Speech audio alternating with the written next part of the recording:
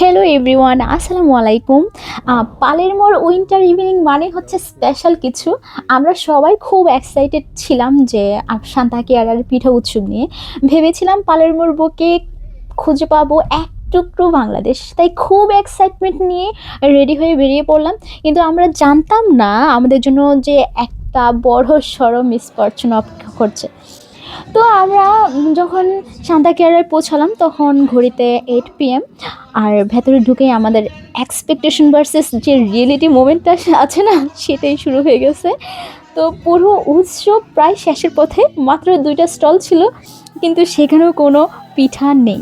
ভাবা যায়, টোটালি ডিসপয়েন্টেড। পিঠার বদলে সেখানে অন্য কিছু ছিল। আমরা আসলে দেরি করে ফেলছি। তো সেখানে একটা সাংস্কৃতিক অনুষ্ঠানও চলছিল। একজন শিল্পী গান গাইছিলেন, কণ্ঠটা বেশ ভালোই লাগছিল।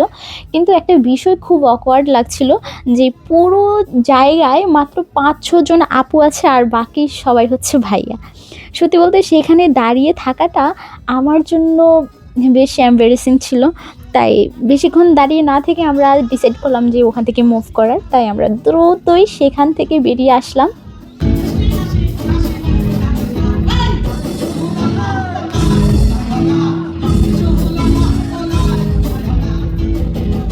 সান্তাকিয়ারাতে আসছিলাম মেলা দেখতে, পিঠা উৎসব ছিল।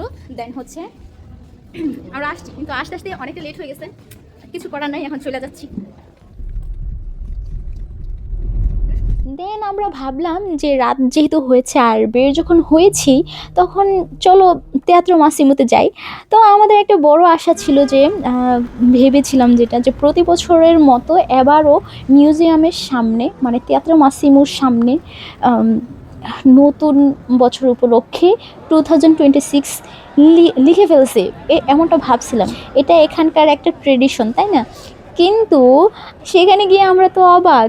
নাথিং, এখনও তারা 2026 লিখেনি।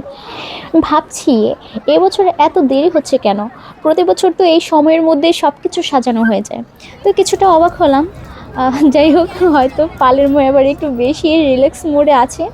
তো বাহিরে যেন তখন হাড় কাঁপানো, একদম ঠান্ডা।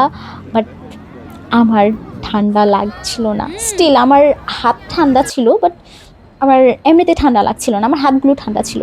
আর বাকি সবাই বলতেছে অনেক ঠান্ডা, অনেক ঠান্ডা। তো আর রিস্ক নিলাম না, বেশিক্ষণ ঘোরাঘুরি না করে সোজা বাসার দিকে পা বাড়ালাম। ইয়াস, হোম সুইট হোম। তো আমরা আসলে যেভাবে পরিকল্পনা করেছি সেভাবে হয়নি, তবে এটাই তো জীবন, তাই না? সব কিছু সবসময় পারফেক্ট হয় না। তো ভিডিওটা ভালো লাগলে লাইক দিবেন। আর আপনাদের শহরগুলোতে নিউ ইয়ার প্রিপারেশন কেমন চলছে কমেন্ট করে জানাবেন। ওকে, দেখা হবে পরের ব্লগে। আল্লাহ হাফেজ।